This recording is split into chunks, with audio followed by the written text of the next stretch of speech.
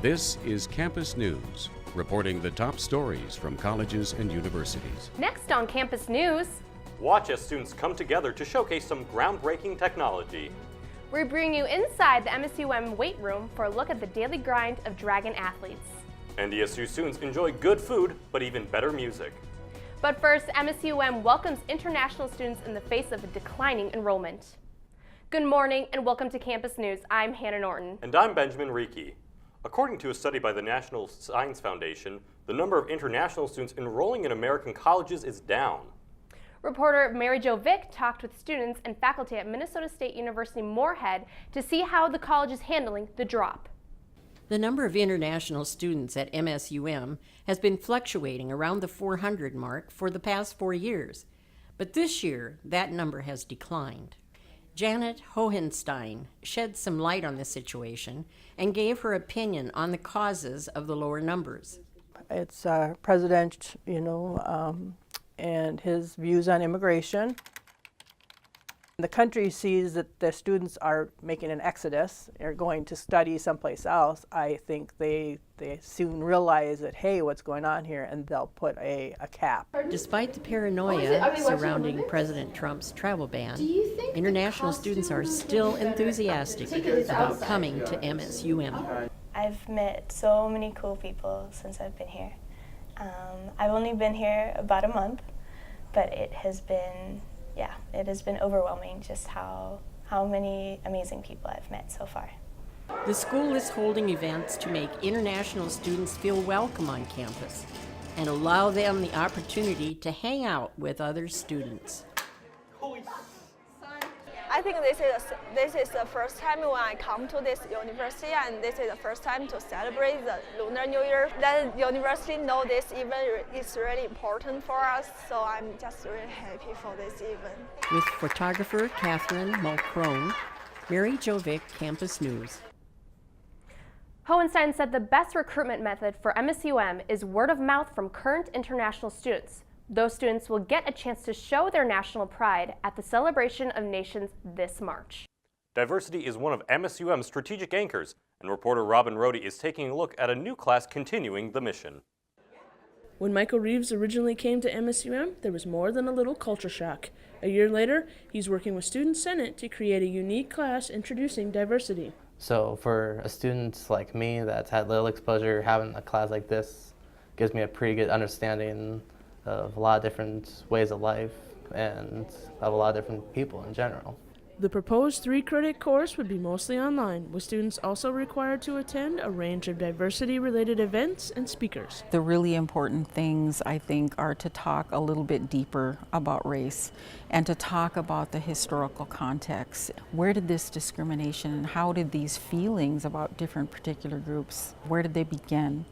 And what kind of progress has been made over the years, and what kind of setbacks have we had? While the school is still figuring out all the specifics of the course, Brown and others are hoping to make it available to as many students as possible. We also want all of our students to understand where they're coming from and understand where certain people are, so they have a little bit more compassion, a little bit more empathy, maybe some understanding, and I want to do what I can to help you get to where you want to be in life. With photographer Jimmy Hammerston, Robin Rohde, Campus News. The new class is only the first step in expanding diversity on campus. The Center for Diversity and Social Justice has also proposed programs for a minor in diversity and a certificate too. A Cornell fraternity is finding themselves in trouble after participating in a controversial game called Pig Roast. The members of Zeta Beta Tau competed against each other in a game to see who could sleep with the most women. If there was a tie, the winner would be the person who slept with the heaviest girl. The fraternity is now on a 2-year probation as punishment. The Vice President of Student Life, Ryan Labardi, says the school will not tolerate this inexcusable behavior. A new group of students is creating a buzz around MSU Moorhead, all in an effort to get the word out about campus events. The Buzz Team is a club of students who use social media to promote concerts and other cultural events put on through the College of Media, Arts, and Communications at MSUM. The club is only in its first year, but the dean of the college believes they're already making a difference. I see this as getting students within the College of Arts, Media, and Communications to promote all of our events to not only to the wider public, but also to get students involved. Because I think students somehow are not as engaged in our productions as they could be. The college is also promoting its events this year with a new publication called Bravo, which lists all of the music and theater events for the upcoming semester. Students at NDSU are used to the sounds of cattle on campus, but they got a little more than they bargained for when a cow escaped from its holding pen. Students were able to corral the cow and get it back into the holding pen once it became tired. The cow was part of the 92nd Little International Livestock Show that was being held in NDSU's Shepherd Hall. A new study shows there's science behind the myth of the freshman 15. Reporter Zach Vinny brings us closer to the culprit that's making students pack on the pounds. It's easy to succumb to the crunch after a long, stressful day. Students have a lot on their plate: school, work, and a social life. It's hard to kind of stay regular and stay healthy in college. And this little hormone called ghrelin. Ghrelin is a hormone produced in the stomach that increases appetite. Levels will go up right before eating and then go down for about 3 hours.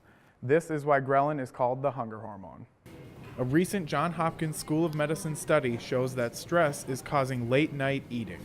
It's hard for students to balance their diet. They're too little or too much, it feels like. Others disagree. With having like the meal plan, I do eat like the 3 meals a day, which is like regular. These hunger hormones increase all day, leading to cravings at night. I do eat a lot more at night, but it's mainly more like chocolate. According to the study, eating earlier in the day can help balance out the hormones, lowering the risk of overeating. He had a good plate of food. With photographers Peyton Mark and Jacob Ambrose, Zach Vinny, Campus News. Exercise, a fun activity, or a hobby are good ways to get your mind off the hunger for those who struggle with stress overeating. The Minnesota State University Moorhead Alumni Foundation doubled their efforts in this year's Giving Hearts Day. The foundation raised over $40,000 this year. Giving Hearts Day is an event in the Fargo-Moorhead area that helps fund over 400 different local charities. All the money raised by the Alumni Foundation will go to scholarships for students at MSUM. NDSU's 3D printing lab is giving students access to new technologies one layer at a time. Reporter Ben Blanchard went to an expo held at the lab to learn more about this exploding new field. Tea Earl Grey, hot. While making objects at the press of a button seems like a concept straight out of Star Trek, 3D printing is anything but science fiction. The NDSU 3D Printing Lab recently held an expo to show the public how they're making this technology available to the entire campus. Jay Clark manages the library printing lab and explained how a computer model is turned into a real object. When you have your model, you go layer by layer by layer and it builds up. These machines are used by students to make toys, models, and more. I have made, of course, a 3D printer with a 3D printer. And then I've made RC cars, different wheelchair attachments for some local elementary school students at my high school, and just different like repair parts around the house and things like that. Not all of this technology is cutting edge, as students use a bottle of $2 hairspray to help the plastic stick to the printing bed. If you've ever wanted to put yourself on the hood of your car or the front of your desk, with NDSU's 3D printing lab, you can. Special cameras turn scans of real-world objects and people into 3D models that can be recreated with ABS plastic. A 3-inch self-portrait statue can be purchased for under $10. The cameras can also scan objects like this flashlight and print an exact copy in just a few hours. The NDSU Print Lab is also hosting workshops through May 3rd, where students and staff can come to learn about the 3D printing process. With photographer Paulina Glowacki, Ben Blanchard, Campus News. Right now, most of the 3D printing services are only available to NDSU students, but the school is looking at offering the service to students from other colleges. The University of Wisconsin-Madison has made it a little easier for some freshmen to go to college. The college has a program called Bucky's Tuition Promise. It covers 4 years of tuition and fees for in-state students whose families make less than $56,000 per year. Tuition and fees are currently around $11,000 per year at the University of Wisconsin-Madison. It takes a lot to learn a second language, but a new program at MSUM is making it a little easier for future teachers to do just that. Reporter Melissa Gonzalez stopped by for a lesson in the English language. I'm going to give you a demonstration. The new program is called Teaching English as a Second Language. TESOL for short. See, the sides of my tongue are loose. I can move them. Dr. Hout Smith has been in the field of ESL for over 30 years and thought it was unusual that the university didn't have a TESOL program. We were due for a program like this, and so I had the opportunity to actually start the program. The TESOL degree, although new, is designed to prepare students to learn how to teach English in the United States and in other countries.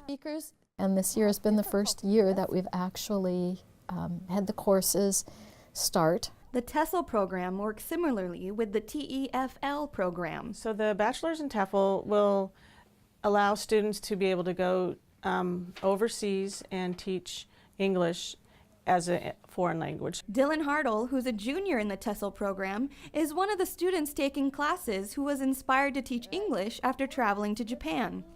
Right, get ready. It's almost Valentine's Day. I really love teaching. So I knew after traveling that I was really interested in working with students that had a real need. I could see the need for students that, they needed English, right? Hartle's love for teaching can combine with his recognition of the need for access in learning different languages. The favorite part of teaching is no matter who you're teaching or what you're teaching, it's all right, I'm here. Seeing students light up when they understand something. With photographers James McCarty, Robin Rohde, and Jacob Ambrose. Let's try some more. Melissa Gonzalez, Irene. Campus News. Both professors hope to see the program grow by recruiting international students and local individuals who need to improve their English language skills. NDSU's nursing students are getting as close as it gets to on-the-job training in preparation for their careers in hospitals and clinics. Reporter Ashley Rozacek visited the skills lab to uncover more. Students in scrubs exercise, comfort, and transfer patients. Abduction, adduction. Making sure, all the while, to explain the process to their patients. That's range of motion. A number of these learned skills have applications beyond the nursing world. As we go through and learn the technical skills, we learn how to communicate with patients, as well as how to work with our fellow nurses and other medical staff, and then work with the patients themselves. Communication is probably the biggest because we do have skill competencies, meaning that they learn it one week and then the next week they perform it for us. So I would also say critical thinking is probably another skill that they learn is pretty translatable across professions, just being able to troubleshoot. Nursing jobs are currently in high demand in Fargo-Moorhead. With over 100 RN positions available, these students will have plenty of practice to get those jobs. We keep everything relevant to what they would be seeing in clinical practice, and so that's kind of how we hone in on what skills we're going to teach them. A lot of the base knowledge or the foundational skills we teach can be translated to any clinical working environment. Did flexion extension. Everybody's here not knowing anything just like you. So when you're working with one another, I think that's the best time to teach, again, one another about all the skills that we're doing. With these practical skills learned, students will be able to help real patients in the future. With photographers Jessica Colby and Anthony Frigen, Ashley Rozacek, Campus News. There are over 900 students in NDSU's nursing program. Students are lining the walls and sitting in the aisles of a University of California, Berkeley class on currency. Cryptocurrency is a global digital money system. It's being taught by both economics and business school professors. Princeton computer science professor Arvid Arayanan created the course. Business school classes focus on the record-keeping and decision-making Bitcoin introduced. Professors and students say familiarity with the currency is becoming much more useful in the job market. NYU has a similar problem with their cryptocurrency class. So many students enrolled in theirs that it's now being held in the college's largest lecture hall. A popular rapper is giving a Florida student $50,000 to go to the University of Miami. Drake helped surprise Destiny Paris James with scholarship after reading an essay she submitted last year about why it is important to have scholarship money available. Drake was in Florida to film a video for his song God's Plan. He invited her to be in the shoot after giving her the scholarship. Along with the $50,000, Drake also donated $25,000 to Miami Senior High. What do you get when you put eager students, sought-after employers, and grateful alumni in one room? As reporter Pony White found out, you get opportunity. In the comforts of the Fargo Dome, students are taking care of the difficult task of finding a job after college and making connections. One particular student who is eager to make connections is NDSU microbiology major Michelle Wallish. Hi, Michelle. Nice to meet you. So I came to the career fair because I'm really looking for an internship for the summer, and then hopefully that will progress into a job after I graduate. And this is just a great way to come out and meet future employers. The NDSU Career Fair has guided many students over the years, including New York Life partner and NDSU alum Carl Warner. I was here 4 years ago at this career fair. That's how I ended up at New York Life. Alums like Warner were specifically invited by NDSU Career Center Director Mark Mathis to demonstrate the success students can gain from this event. It's a mutually beneficial event, so we get them to come because they're looking for talent to hire, either as interns or they're looking for full-time hires. And so, and our students are looking for opportunities to gain experience, to work on internships, and also for full-time jobs. So this is an event that connects those two needs, the student need and the employer need. With photographer Shay Dolly, Pony White, Campus News. NDSU's Career Expo is a 2-day event that happens 4 times a year. The fair is held at the Fargo Dome and is open to all college students in the region to attend. And now we turn it over to Tyler Ziegler for a look at this week's sports. Tyler, what's happening? I got a lot of sports for us today, guys. In some collegiate athletic departments, team chemistry can be hard to find, but at MSU Moorhead, the sense of community is strong, and there's no better place to forge that strength than in the weight room. Reporter Aaron Simmons takes us to MSUM. Nice job. John Tinker, That's okay. one of MSUM's 2 assistant strength coaches, There you go. is only in his first year working in Moorhead, but that hasn't stopped him from building and maintaining a solid relationship with his athletes. It's been great. An amazing experience so far. The weight room is huge compared to other places I've been, and the athletes here are great. You can see the passion in coaching them, and then the staff as well on the same side. Every morning, well before their school day begins, you can find MSU Moorhead student athletes here in the weight room at Demsick Hall, a practice and a routine that both trainers and athletes alike hope will set them apart in the NSIC. It's a grind being a student athlete, and sometimes you got to remind them, but when they're here, you can see other teammates even do it, reminding themselves, hey, we're a family, we're here to get better, right? The time we put in now is going to show up on the field. Though spending every morning doing the same routine could become monotonous, the athletes know the time they put in may lead to future success. It's not a job to come here, like we all want to be here, so it's nice. We get to go play softball for 2 hours, and then we come here, get stronger, which in the end helps us with softball more. With their daily dedication, the relationship between Tinker and his athletes will continue to be forged in the days ahead. With photographer Zach Hoffman, Aaron Simmons, Campus News Sports. Before coming to MSUM, Tinker spent time as a weight room intern at Clemson University. As the Winter Olympics heat up in South Korea, an Olympic gold medalist is ready to conquer a new challenge, college. World Gymnastics champion Simone Biles is attending the University of the People starting this month. It's a tuition-free, nonprofit online university that relies on public donations and volunteer staff.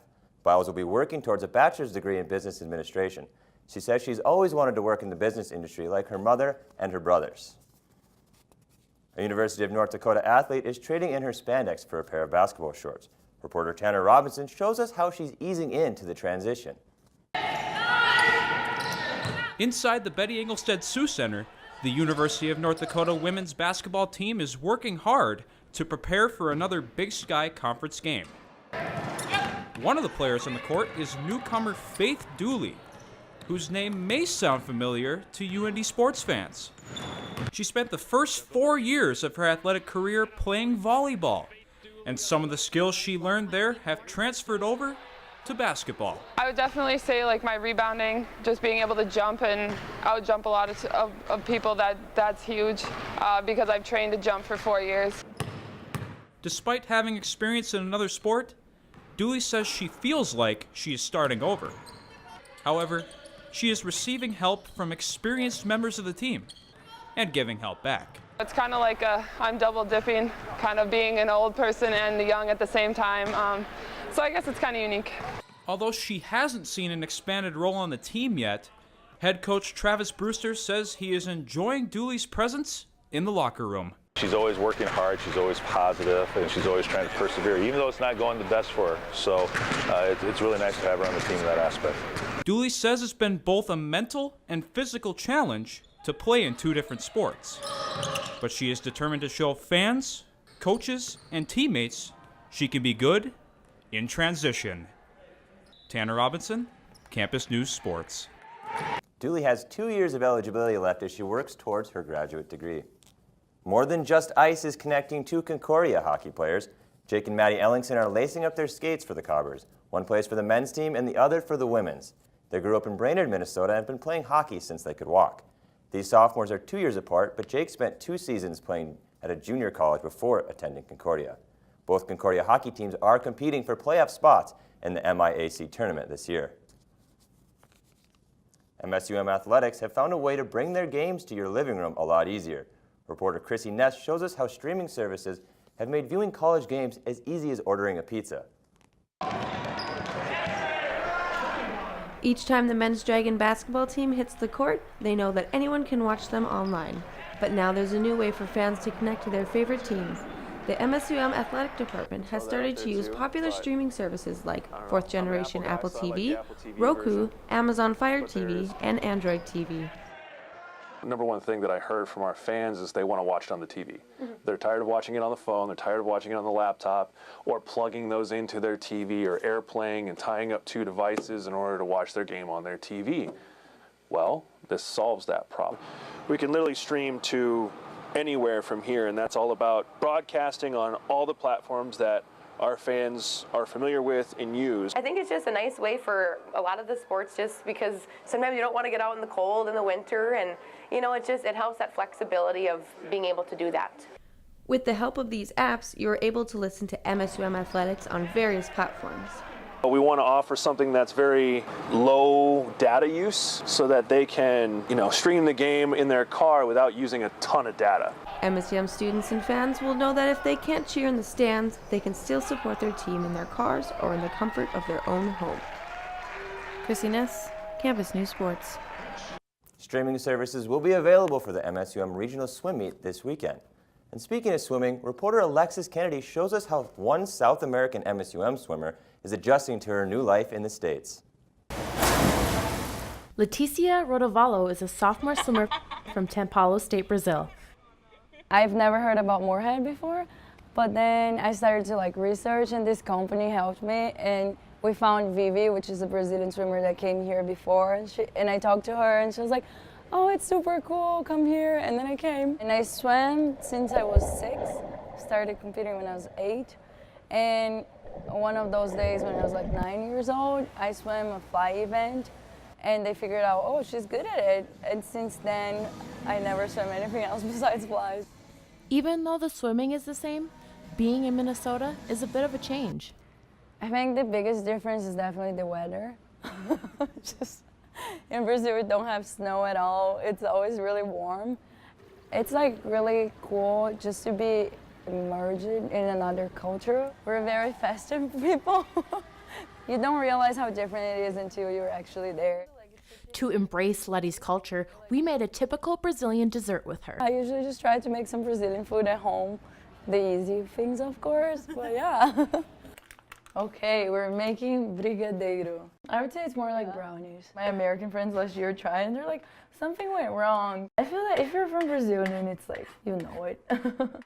Whether it comes to cooking brownies or doing the butterfly, Letty is making the most of her time in Minnesota while keeping her Brazilian traditions alive.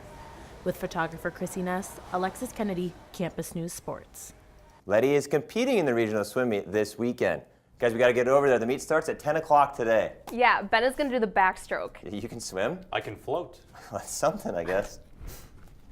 A musician who has seen his share of heartache along with success brought his talents to fans here in Fargo Moorhead. As I found out, it's the intimate setting that brings students to NDSU's Live at Lunch. Once a month at NDSU's Memorial Union, students can grab lunch and a show and have an opportunity to discover new music from local artists in a cozy venue. Thanks so much for hanging out. My name is Michael Shines. I'm from St. Cloud, Minnesota. Very happy to be with you this afternoon. Hope you're having a great start to your day, good week in general. For artists like Shines, NDSU's Live at Lunch series is a great way to expand his fan base, even though there are already a few here with him. I'm from Little Falls, Minnesota, and so is he. So I've been following his music for a little while now. He's had a lot of things happen in his life, I think, that really inspires his music. Like, he had a daughter and his father passed away, and so it's just kind of interesting to watch his life story through his music. While Shine's music is often inspired by challenges he faces in his own life, he says it's not all about the fame and fortune. It's never for me about, oh, I played for 1,000 people or 2,000. It's more like, how was I moved by what we did that night? But I'm like a full-time musician, so I go wherever and I do whatever. Like, it supports my whole family, it supports my wife, doesn't have to work, and I have 2 little kids and 3 animals. Finding something that he is passionate about and that supports his family is why Shines got into the business. And performing at NDSU's Live at Lunch is just one of the ways Shines continues to live out his dreams. With photographer Trevor Tice, Benjamin Reiki, Campus News. NDSU holds their Live at Lunch series each month. Their next performance is on March 7th. And that's it for this edition of Campus News. We leave you with another look at Michael Shines from NDSU's Live at Lunch. Thanks for joining us and have a great week. Just as long as friends and family sing along. And I don't need more money or faster car. Don't need a magazine to call me a superstar. Just gonna take our little house and make a home. And we'll never have to face these nights alone. 'Cause in my heart, I hear you speak. And on my face, I feel you breathing next to me. 2 by land, by air, by sea. And this is how it's supposed to be. Right now, not much I can say. Right now, yeah.